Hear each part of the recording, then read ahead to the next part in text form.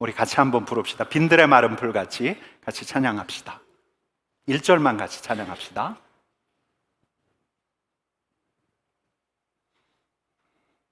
네, 빈들의 마른 풀같이 같이 찬양합시다.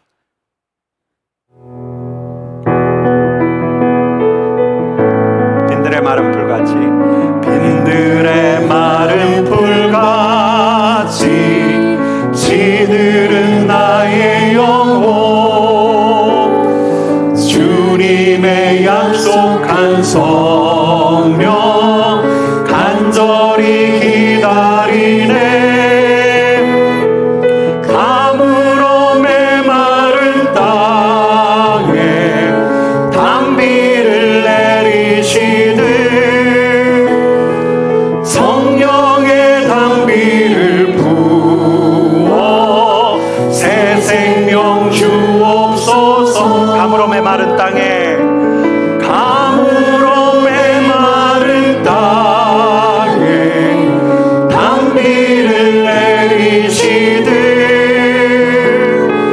성령의 단비를 부어 새 생명 주옵소서. 여러분, 이 찬양을 언제 부르죠? 우리 지난주에도 불렀습니다. 지난주 주일날도 불렀는데 성령 강림절 때마다 부르는 찬양이기도 하고, 또 우리가 성령의 능력과 은혜를 간구할 때 부르는 찬양이기도 합니다. 여러분, 이 가사가 좀 실감이 나세요? 어떠세요? 별로 실감이 안 나십니까? 빈들의 마른 풀같이 시들은 나의 영혼. 저는 실감이 됩니다. 빈들의 마른 풀 같은 때가 제게도 있기 때문에, 종종 찾아오기 때문에, 신앙의 생기, 신앙의 열정을 잃어버릴 때가 목회자인 제게도 있기 때문에, 제가 예수 그리스도를 구세주로 고백하고 우리 주님을 나의 주님이라고 분명히 고백하고 내가 하나님의 자녀임을 믿지만, 의심치 않지만 빈들의 마른 풀같이 지칠 때가 있어요. 시들 때가 있어요. 마치 제 마음의 상태가 가뭄에 그 비쩍 말라붙은 땅이 되는 것 같은 때가 있단 말이죠. 성령의 단비가 필요한 거죠. 이런 이들에게 성령의 단비가 필요합니다. 제가 우리 성도님들을 최근에 만날 때마다 이런 이야기를 많이 들었습니다. 이런 고백, 이런 바람, 첫사랑을 회복하고 싶다는 바람, 그때 그 열정을 회복하고 싶다는 바람, 그때는 정말 열심히 봉사했는데, 그때는 정말 뜨겁게 기도했는데, 기도의 문이 열려 있었는데, 처음 사랑으로 돌아가는 것도 필요하지만, 여러분, 처음 사랑으로 돌아가는 것보다 더 필요한 것은 여러분 뭘까요? 성령의 단비예요. 성령의 단비. 성령의 단비, 성령의 임하심, 성령의 충만함. 여러분, 오래전부터 하나님의 말씀은 성령의 단비를 예언하고 있습니다. 성령의 단비를 예언하고 있어요. 하나님의 말씀 안에는. 언제부터? 구약의 예언자 때부터. 여러분, 오늘 이사야서 말씀을 먼저 볼게요. 교재에도 나와 있지만 이사야서 44장 1절 3절까지 말씀을 같이 한 목소리로 읽겠습니다. 나의 종 야곱, 내가 택한 이스라엘아, 이제 들으라. 너를 만들고 너를 모태에서부터 지어낸 너를 도와줄 여호와가 이같이 말하노라. 나의 종 야곱, 내가 택한 여수르나 두려워하지 말라.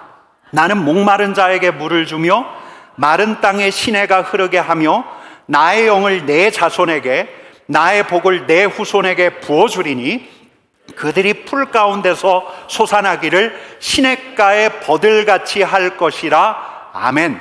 이 장면 보여주시겠습니까? 우리 하나님께서 뭐라고 말씀하시냐면, 목마른 자에게 뭐를 준다고요? 물을 준다고 말씀하십니다. 마른 땅에 시내가 흐르게 하신대요. 뿐만 아니라 내 자손에게 무엇을 주십니까? 나의 영을 두는 것이 아니라 부어주신다라고 말씀합니다. 나의 영을 나의 자손에게 부어줄 거다. 그러고 나면 그 풀들이 다시 솟아날 거다. 시냇가의 버들같이 될 것이다. 이렇게 말씀하셔요. 빈들의 마른 풀이 아니라, 척박한 그 가뭄을 지내는 그 풀들이 아니라 시냇가의 버들같이 될 거다. 나의 영이 부어지면, 이렇게 말씀하시는 거예요. 여러분, 우리가 구약의 예언서 중에서 이 성령과 관련된 아주 유명한 말씀, 알고 있는 말씀이 있습니다. 요엘서 말씀을 같이 읽어볼까요? 같이 읽겠습니다. 그 후에 내가 내 영을 만민에게 부어주리니 너희 자녀들이 장래일을 말할 것이며 너희 늙은이는 꿈을 꾸며 너희 젊은이는 이상을 볼 것이며 그때에 내가 또 내 영을 남종과 여종에게 부어줄 것이며, 여러분 동사가 아까 이사야서에 나오는 동사랑 동일하죠. 뭐라고 표현합니까? 부어준다. 내 영을 부어준다. 내 영을 만민에게 부어준다. 내 영을 남종과 여종에게 부어준다. 그러면 자녀들이 장래일을 말한다. 늙은이가 꿈을 꾼다. 자녀들은 예언할 것이요 청년들은 화상을 보고 주의 영이 임하면 성령, 여러분 기억하시죠? 이 말씀이 이 요엘서를 기반으로 하고 있습니다. 여러분 영이 부어지면, 하나님께서 영을 부어주시는데 영을 부어주시면 남녀가 예언자가 된다는 거예요. 그들이 선지자가 된다는 거예요. 하나님의 다스림과 하나님의 나라를 선포하는 예언자가 된다고 말씀하고 있습니다. 이렇게 구약의 예언자들은 성령의 시대를 예언했어요. 하늘에서 우리 하나님께서 하늘의 영, 하나님의 영을 부어주실 거라고 예언했습니다. 여러분, 근데 구약의 예언자들은 예언만 했지만 성령 충만하게 이 땅에서 당신의 백성들과 함께 살아가셨던 하나님의 다스림을 말씀과 인격과 삶을 통해 보여주셨던 우리 주님께서는 그 예언이 언제 이루어질 건가? 그걸 분명하게 밝히시면서 이제 제자들에게 약속을 주셨어요. 예언자들이 예언했다면 우리 주님께서는 이제 그 성령의 시대가 곧 다가온다, 임박했다라고 하는 것을 분명히 말씀하시면서 제자들에게 약속하신 바가 있습니다. 여러분 사도행전 1장 4절 5절 말씀을 같이 읽어보겠습니다. 같이 읽겠습니다. 사도와 함께 모이사 그들에게 분부하여 이르시되 예루살렘을 떠나지 말고 내게서 들은 바 아버지께서 약속하신 것을 기다리라. 요한은 물로 세례를 베풀었으나 너희는 몇 날이 못되어 성령으로 세례를 받으리라 하셨느니라. 아멘. 유인물을 보셔야 되네요. 여러분 우리 주님께서 제자들에게 어떤 약속을 하셨습니까? 몇 날이 못되어 성령으로 세례를 받으리라, 이 약속을 하셨어요. 여러분 이 약속대로 이루어졌습니까? 이루어지지 않았습니까? 이루어졌죠. 언제 이루어졌습니까? 오순절날 이루어졌어요. 우리 예수님께서는 약속하신 성령을 제자들에게 부어주셨어요. 여러분 사도행전 2장 1절과 4절 말씀을 우리 같이 읽어보겠습니다. 오순절날이 이미 이름에 그들이 다 같이 한 곳에 모였더니 호련히 하늘로부터 급하고 강한 바람 같은 소리가 있어 그들이 앉은 온 집에 가득하며 마치 불의 혀처럼 갈라지는 것들이 그들에게 보여 각 사람 위에 하나씩 임하여 있더니 그들이 다 성령의 충만함을 받고 성령이 말하게 하심을 따라 다른 언어들로 말하기 시작하니라. 아멘. 여러분 이 장면이 상상이 되시죠? 오순절날이 이르렀어요. 급하고 바람 같은 소리가 났어요. 각 사람에게 불길이 임했어요. 성령이 임했어요.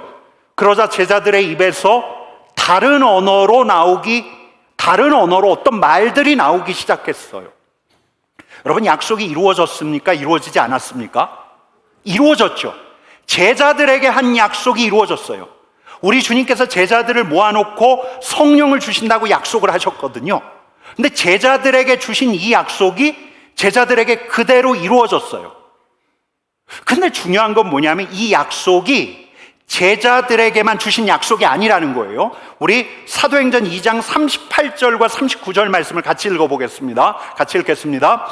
베드로가 이르되 너희가 회개하여 각각 예수 그리스도의 이름으로 세례를 받고 죄사함을 받으라. 그리하면 성령의 선물을 받으리니. 이 약속은, 여러분 이 약속이 무슨 약속입니까? 성령의 선물을 받는다는 약속. 이 약속은 너희와 너희 자녀와 모든 먼데 사람 곧 주 우리 하나님이 얼마든지 부르신 자들에게 하신 것이라. 아멘. 여러분, 주님께서 누구에게 약속하셨습니까? 너희니까 누굽니까? 제자들. 너희 자녀니까 누굽니까? 제자들의 자녀들. 근데 거기서 그치는 게 아니죠. 그 다음에 어떤 대목이 있습니까? 우리 같이 읽어보겠습니다. 모든 먼데 사람 곧 주 우리 하나님이 얼마든지 부르시는 자들에게 하신 것이라. 모든 먼데 사람, 이 말씀에서 시공을 뛰어넘는 거예요. 주 우리 하나님이 얼마든지 부르시는 자들. 여러분, 이 자리에 있는 우리들은 하나님께서 부르신 자입니까? 부르신 자가 아닙니까? 부르신 자가 아니다 하시는 분은 손을 들으셔도 괜찮아요. 여러분, 이 자리에 있는 우리는 먼 데 있어 부르심을 받은 자들이에요. 이 약속이 여전히 우리에게도 유효한 거죠. 여러분, 그러니까 지금까지 말씀드린 내용은 이런 거예요. 구약의 예언자들이 성령의 시대를 예언했어요. 우리 주님께서 성령을 약속하셨어요. 약속하신 대로 성령을 제자들에게 부어주셨어요. 근데 이 약속은 오순절 마가의 다락방에서만 그치는 것이 아니에요. 먼 데 있는 자들, 주께서 부르심을 받은 자들, 이 자리에 있는 우리들까지 이 약속은 여전히 유효합니까? 유효하지 않습니까? 유효한 거예요. 여러분, 근데 이 자리에 있는 우리들이 먼저 짚고 가야 할 게 하나가 있어요. 저와 여러분들이 먼저 짚어야 할 게 있어요. 이 약속이 이루어지기를 바라십니까? 바라지 않습니까? 진짜 바라세요? 여러분, 이 약속 성령의 선물을 받기를 원하십니까? 원하시지 않습니까? 정말 원하시는 거죠? 성령 충만을 진정 원하는가예요. 원하는가. 참 좋습니다. 모두가 원하기에 얼마나 좋은가. 여러분, 물론 성령께서 우리 하나님께서 성령을 우리에게 부어주시지 않더라도 이미 우리 안에 성령이 계십니까? 안 계십니까? 계시죠. 계셔요. 우리가 지난번 말씀 때도 보았지만 로마서 8장 9절 말씀 같이 읽어보겠습니다. 로마서 8장 9절 말씀 같이 읽을게요. 시작. 누구든지 그리스도의 영이 없으면 그리스도의 사람이 아니라. 여러분, 우리가 그리스도를 믿으면 성령께서 우리 안에 계시는 것이 분명해요. 성령께서 우리 안에 거하신대요. 우리 안에 머무신대요. 거기서 거하신대요. 이걸 신학적 용어로 뭐라고 하냐면 내주라고 해요. 내주. 성령께서 우리 안에 내주하셔요. 내주하셔요. 이 정도면 되지 않습니까? 이 정도면 되는 거 아닌가? 이런 생각하시는 분들이 있을 수 있어요. 굳이 우리가 성령 충만해야 하는가? 성령님은 이미 우리 안에 계신데, 우리는 거듭남을 통해서 이미 구원을 약속받았는데, 여러분 어떠셔요? 성령 충만에 대한 진정한 갈망이 있습니까? 성령 충만하면 광신도 될 것 같은데, 성령 충만하면은 너무 교회만 사랑하는 교회 친화적인 사람이 될 것 같은데, 여러분 오늘 분명히 하나 말씀드리고 싶은 것은 우리가 성령께서 내주하시도록 우리가 예수 그리스도를 주라 고백할 때 우리 마음을 내드려요. 우리 마음 전부를 사실은 내드리지 않죠. 우리 마음의 방의 한 칸을 내어드려요. 근데 그러고 잊어버려요. 분주하게 세상 살면서 그냥 잊어버리면서 살아요. 근데 그러고 지내다 보면 어느 날은 성령님께 내 마음의 방 중에서 어떤 방을 내어드렸는지 우리도 잊어버릴 수가 있고, 그러다 보면 성령님도 우리 안에서 죽은 듯이 지내셔요. 그러다가 어느 날 떠나가 버리세요. 우리 안에서 죽은 듯이 계시다가 어느 순간 그냥 떠나가 버리세요. 그래서 사도 바울은 우리에게 이렇게 경고하는 거예요. 데살로니가전서 5장 19절 말씀 같이 읽겠습니다. 성령을 소멸하지 말고. 여러분, 우리 주님께서는, 성령을 약속하신 우리 주님께서는 진짜 원하셨어요. 뭘 원하셨냐면 제자들도 주님같이 살기를.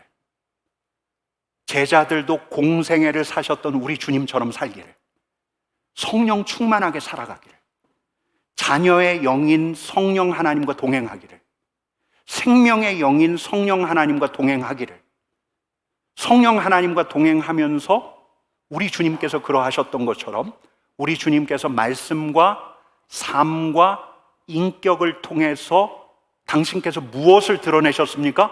무엇을 드러내셨죠? 하나님 나라를 드러내셨거든요. 하나님의 다스림이 무엇인가를 보여주셨거든요.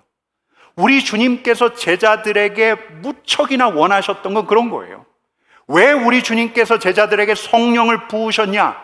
당신이 말과 삶을 통해 하나님 나라를 드러내신 것처럼 당신의 제자들도 성령과 함께하며 하나님의 다스림 가운데 살기를, 하나님의 다스림의 통로가 되기를, 우리 주님처럼 하나님의 다스림을 드러내는 하나님의 사람이 되기를 원하셨어요. 그래서 성령을 주셨죠. 약속하셨어요. 여러분, 우리 사도행전 1장 8절 말씀, 너무 유명한 말씀인데 같이 읽어보겠습니다. 같이 읽겠습니다. 오직 성령이 너희에게 임하시면 너희가 권능을 받고 예루살렘과 온 유대와 사마리아와 땅끝까지 이르러 내 증인이 되리라 하시니라. 아멘. 여러분, 우리 주님의 약속이 바로 이건데, 성령이 임한대, 약속대로 성령이 임한대요. 성령이 임하면 우리가 무엇을 받습니까? 권능을 받아요. 능력을 받는데요. 왜 능력을 받아야 합니까? 예루살렘과 온 유대와 사마리아와 땅끝까지 이르러 무엇이 되어야 하기에요? 증인이 되어야 하기에. 누구의 증인이요? 예수님의 증인이 되어야 하기에. 여러분, 성령을 왜 주셨습니까? 우리가 증인으로 살도록. 누구의 증인으로요? 예수님의 증인으로 살도록. 예수님의 증인이 되어야 증인이 된 사람 앞에서 거듭남의 역사가 일어나는 거예요. 여러분, 베드로도 이렇게 전하죠. 사도행전 2장 40절 말씀 같이 읽어보겠습니다. 같이 읽어보겠습니다.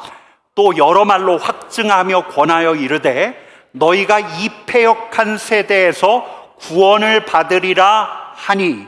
여러분, 우리 주님께서, 성령 충만하신 우리 주님께서 우리에게 무엇을 요청하실까요?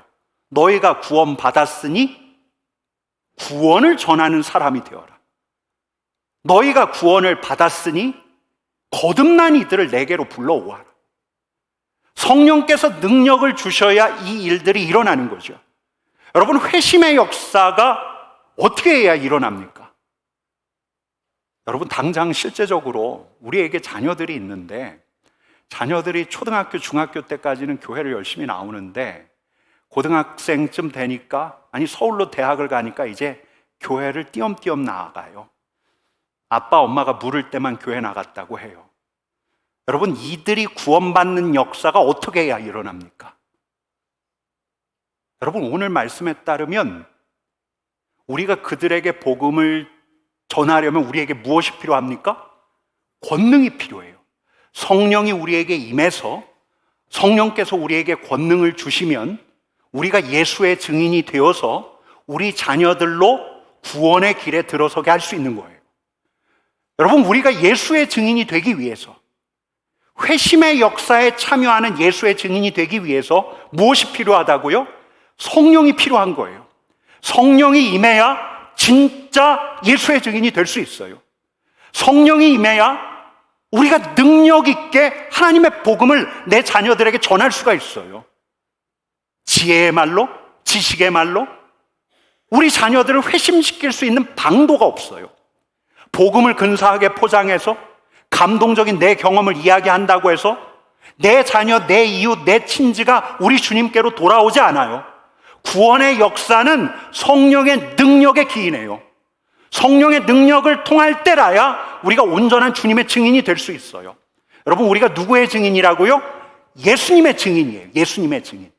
여러분, 근데 이 사도행전 1장 8절 말씀 우리 한 번만 더 읽어볼게요. 한 번만 더 읽겠습니다. 사도행전 1장 8절 말씀 같이 읽겠습니다.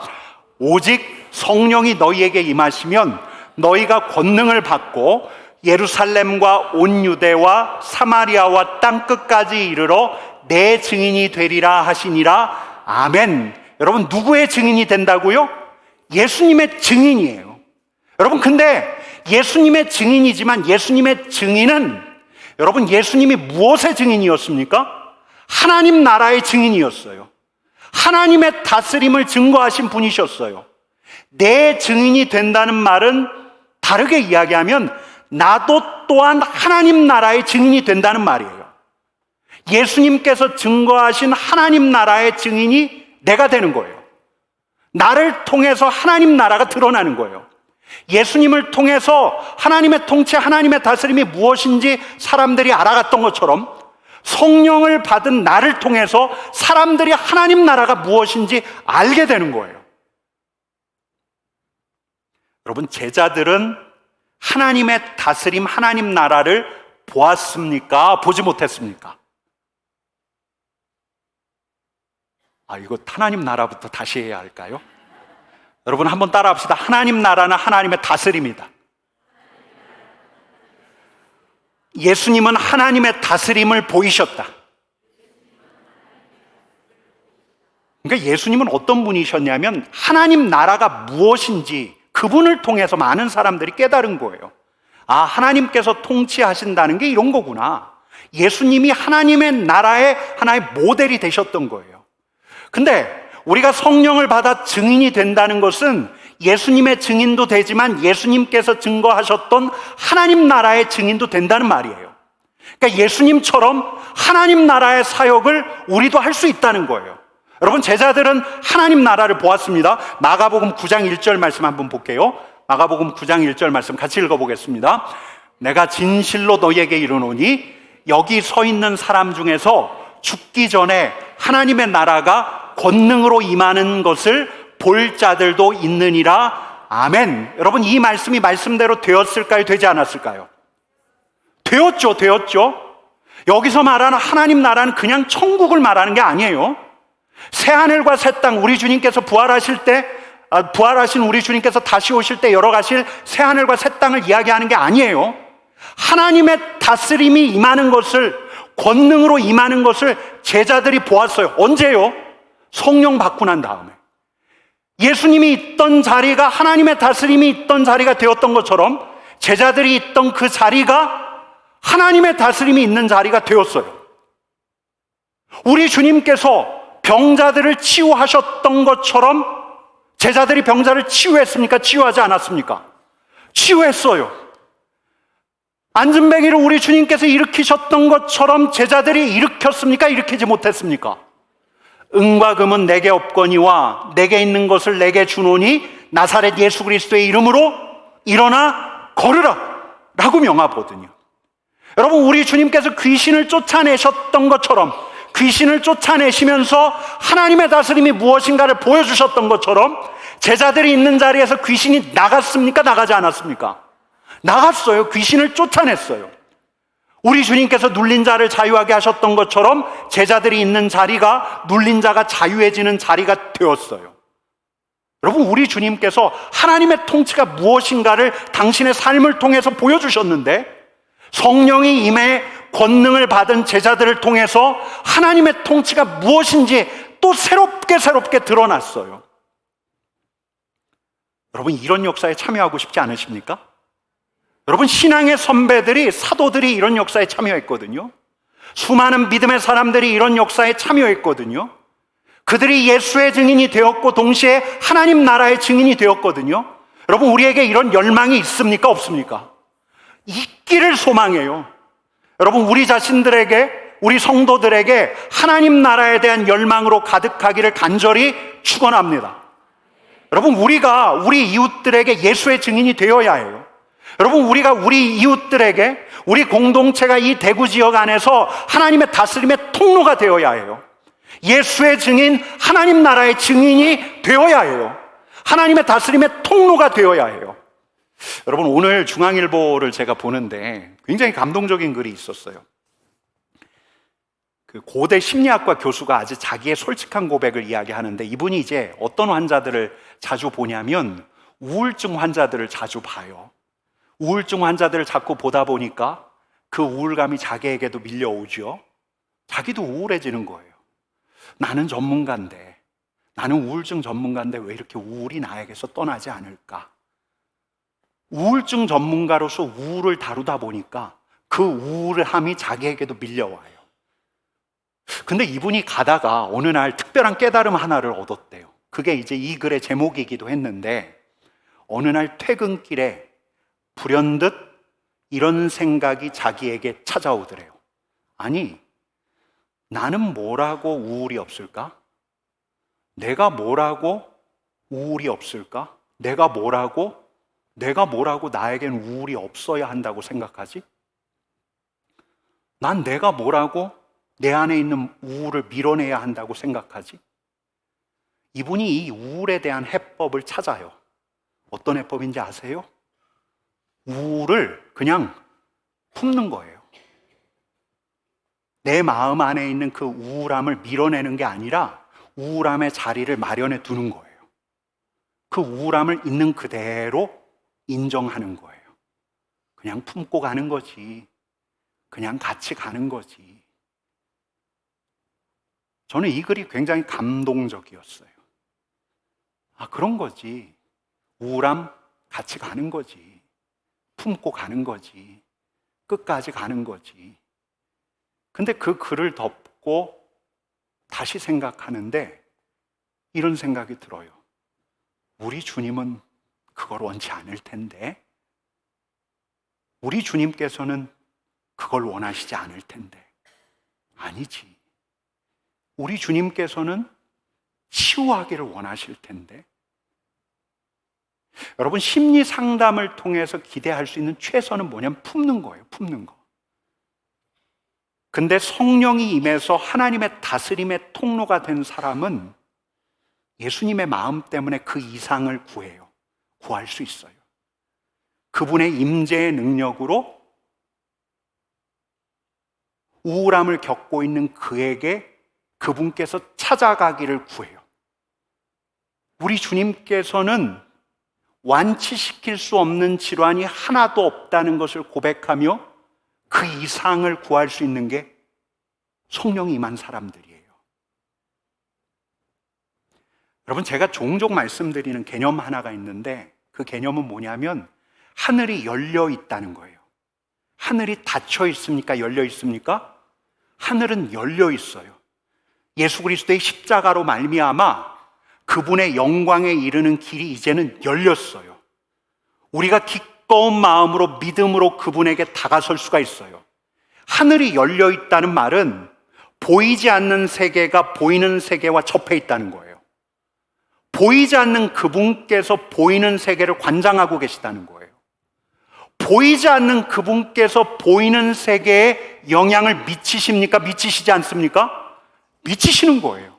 누구를 통해서 미치십니까? 성령의 충만한 사람을 통해서 미치고 계시는 거예요. 여러분, 증인은 하나님 나라의 증인이에요. 보이지 않는 예수님의 증인이에요. 보이는 세계 안에서 보이지 않는 분의 증인이 되어야 해요. 하나님의 다스림의 증인이 되어야 해요.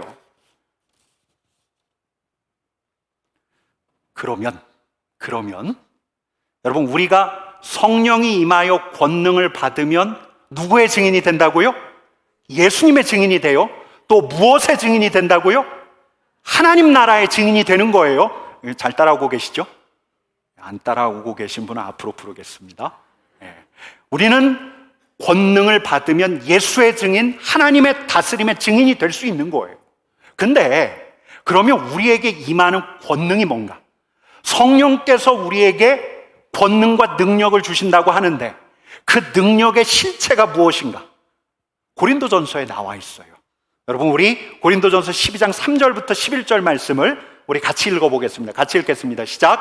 어떤 사람에게는 성령으로 말미암아 지혜의 말씀을, 어떤 사람에게는 같은 성령을 따라 지식의 말씀을, 다른 사람에게는 같은 성령으로 믿음을, 어떤 사람에게는 한 성령으로 병 고치는 은사를, 어떤 사람에게는 능력 행함을, 어떤 사람에게는 예언함을, 어떤 사람에게는 영들 분별함을, 다른 사람들에게는 각종 방언 말함을, 어떤 사람들에게는 방언들 통역함을 주시나니 이 모든 일은 같은 한 성령이 행하사 그의 뜻대로 각 사람에게 나누어 주시는 것이니라. 아멘. 여러분, 성령이 우리를 무엇 되게 하신다고요?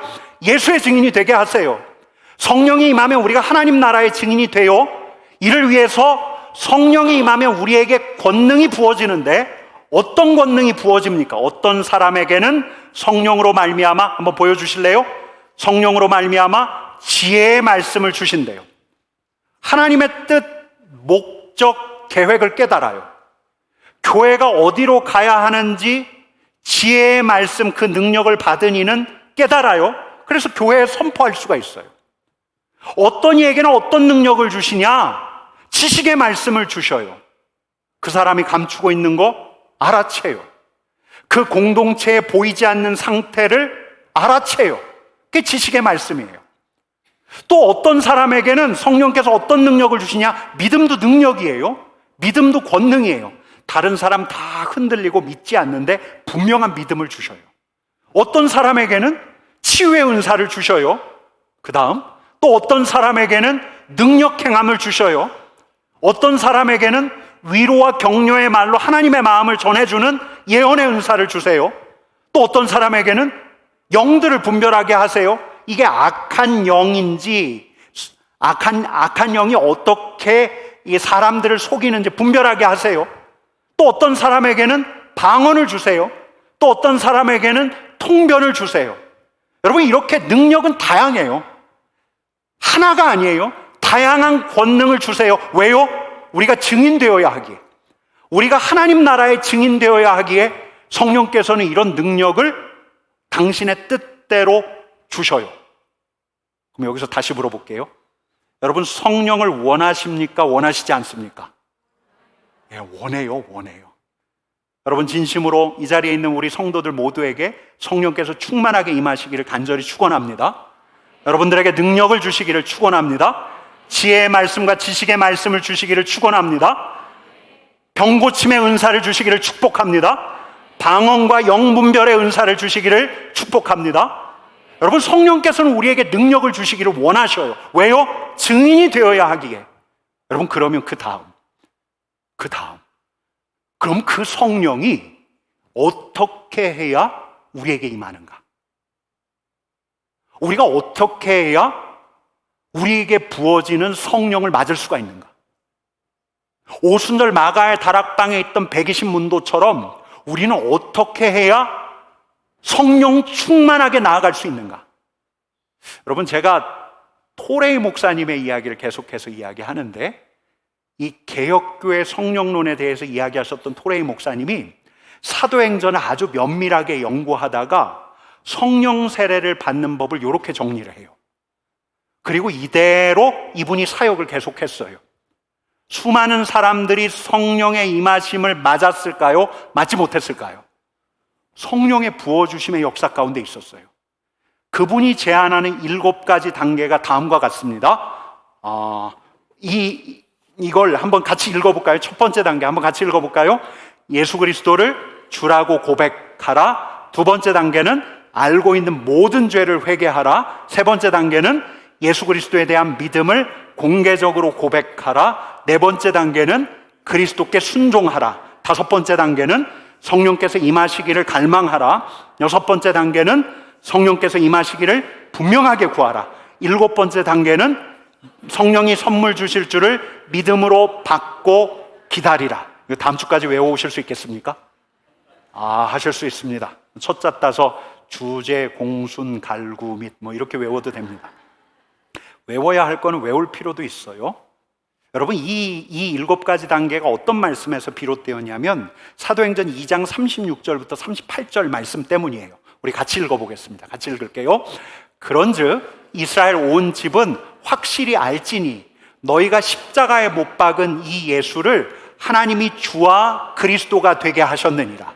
그들이 이 말을 듣고 마음에 찔려 베드로와 다른 사도들에게 물어 이르되 형제들아 우리가 어찌할꼬 하거늘 베드로가 이르되 너희가 회개하여 각각 예수 그리스도의 이름으로 세례를 받고 죄사함을 받으라. 그리하면 성령의 선물을 받으리니. 바로 요 베드로의 말 때문에 너희가 회개하여 각각 예수 그리스도의 이름으로 세례를 받고 죄 사함을 받으라.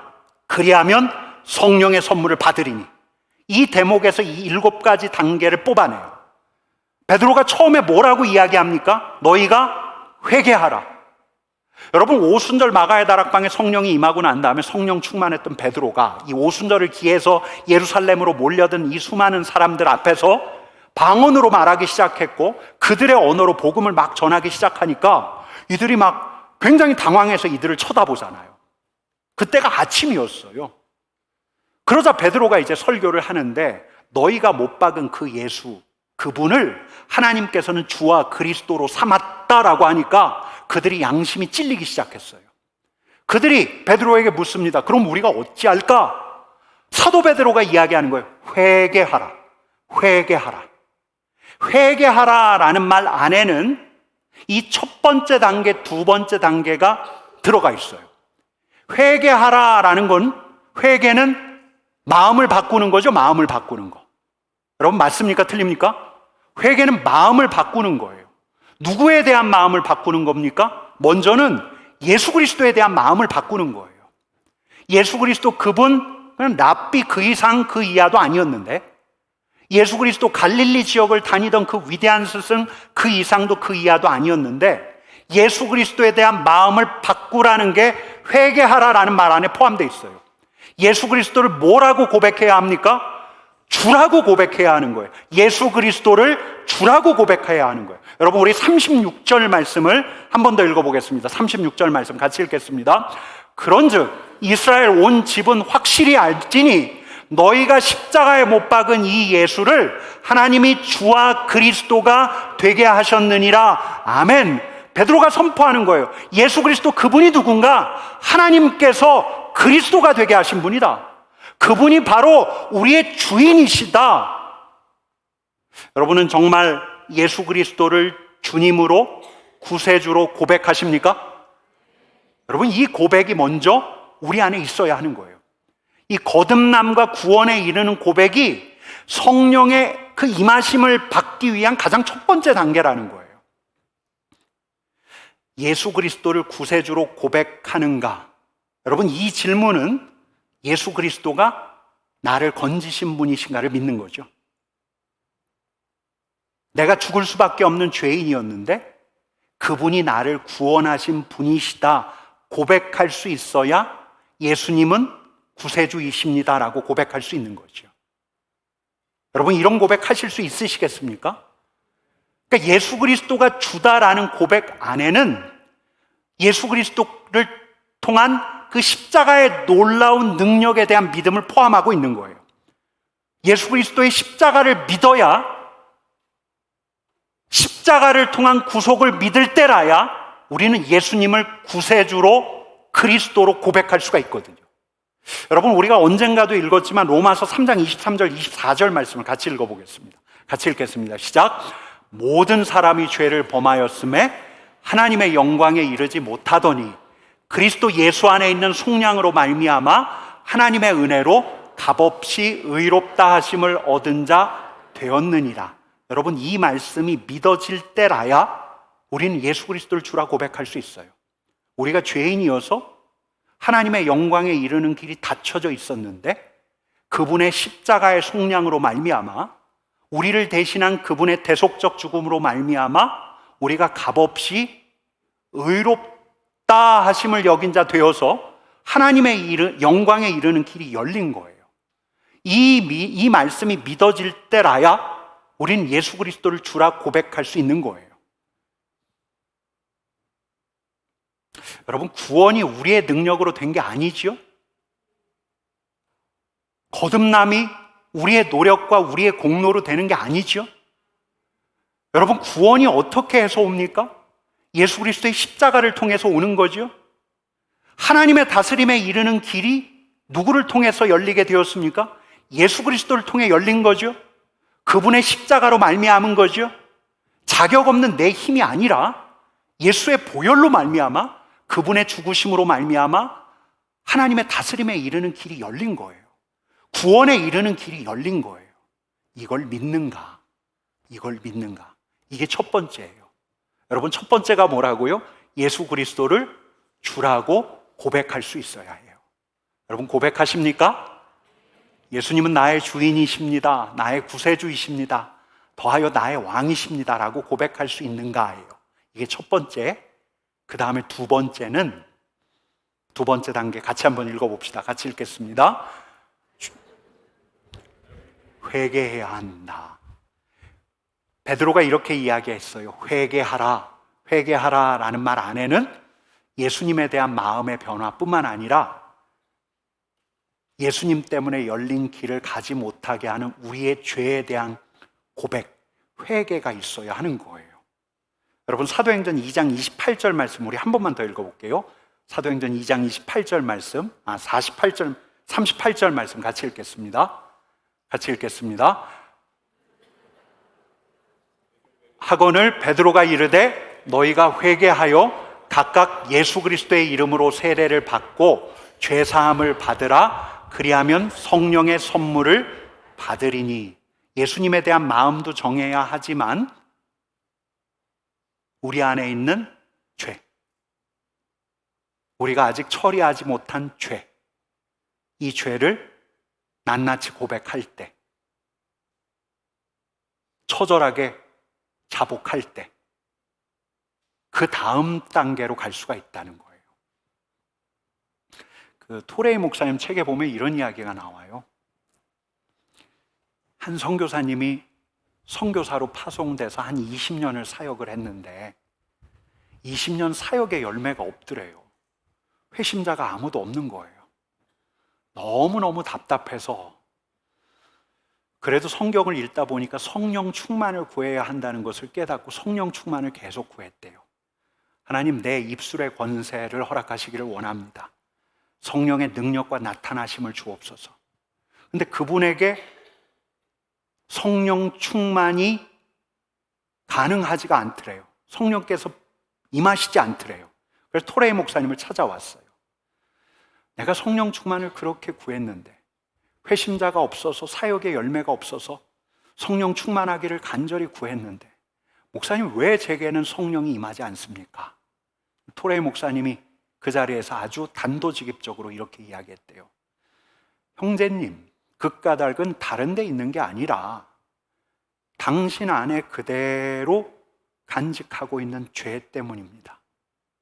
회개하지 않은 죄 때문에, 회개하지 않는 내 가정의 죄 때문에, 회개하지 않은 공동체의 죄 때문에 성령께서 임하시지 않고 성령의 능력과 나타나심이 희귀하고 기도의 문도 열리지 않고 묶인 게 있으니까, 막힌 게 있으니까 기도의 문이 열리지 않고. 여러분, 요한일서 1장 8절부터 10절까지 말씀 같이 읽어볼까요? 같이 읽겠습니다.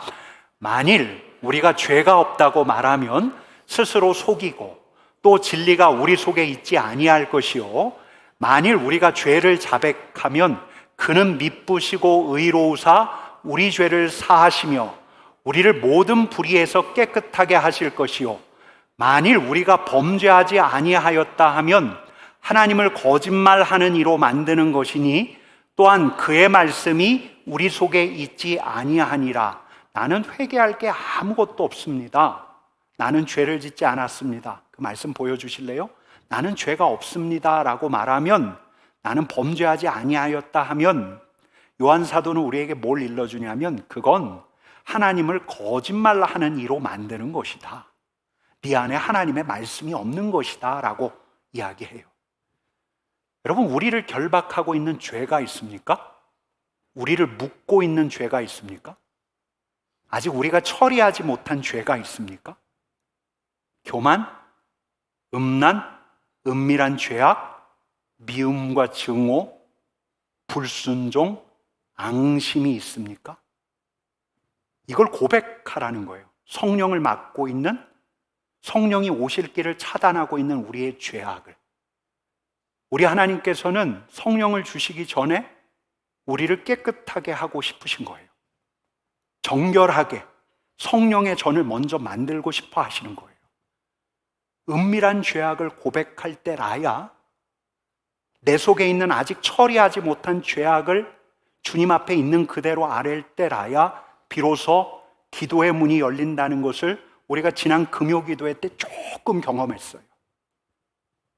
여러분, 제가 요즘에 이제 시편, 우리 성경 통독 시편을 쭉 읽어가고 있잖아요.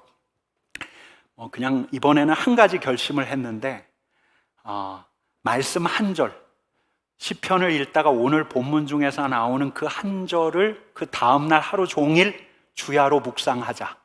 그냥 주야로 계속해서 읊조리자. 그래서 오늘 제가 계속 읊조렸던 말씀이 시편 24편 말씀이에요. 24편 말씀이 이래요. 여호와의 산에 오를 자가 누구며 그의 거룩한 곳에 설 자가 누구인가. 여러분, 이 말씀 아시죠? 이때 시인은 뭐라고 이야기하냐면 이렇게 얘기해요.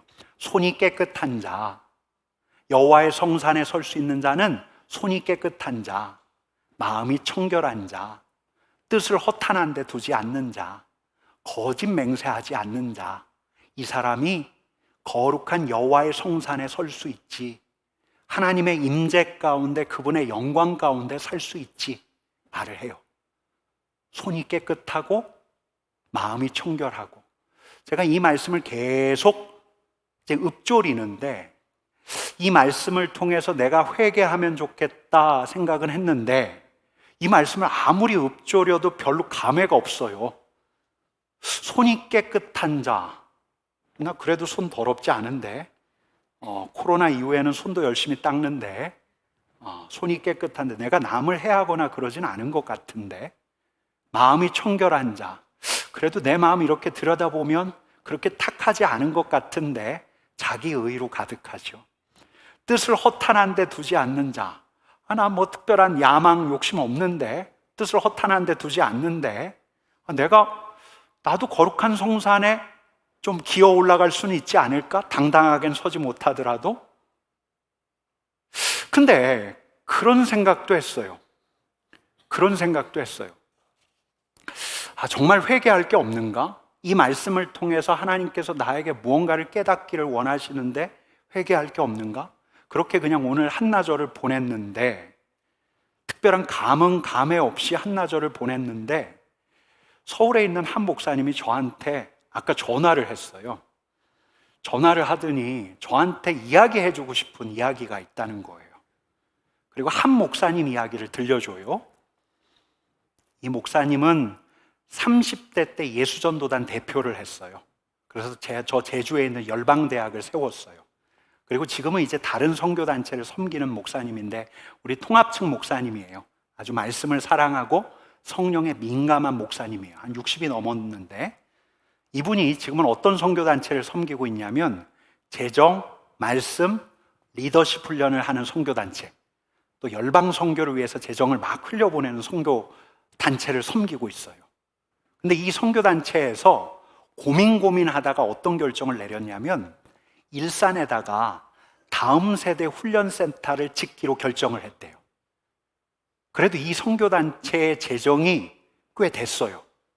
1년에 한 40억 넘는 재정을 계속해서 열방으로 흘려보내고 있었어요. 대표를 맡았던 그 여성 간사님이 있었는데 이 간사님이 이런 생각을 했대요. 우리가 재정을 아끼면, 우리가 1년 예산이 한 40억인데 이 40억 재정을 잘 아끼면 이 센터 짓는 거 그리 어렵지 않지 않을까? 어렵지 않겠다. 그래서 설립자 되신 목사님하고 이야기를 하는데 예수전도단 대표하셨던 60 넘은 목사님하고 말씀을 나누는데 이 목사님이 단호하게 이렇게 말씀하시더래요. 그러려면 차라리 건물 짓지 마세요. 열방과 교회를 섬기는데 우리는 10원도 못 줄입니다. 그러려면 차라리 건물 짓지 마세요. 그러시더래요. 그럼 우리 센터 어떻게 짓냐고? 이 대표 간사님이 이 설립자 목사님께 물었더니 이 목사님이 학개서 말씀을 딱 펴더니 이렇게 말씀하시더래요. 은도 내 것, 금도 내 것. 누가 지으신다고요? 하나님이 지으실 거다. 우리 하나님이 지으실 거지.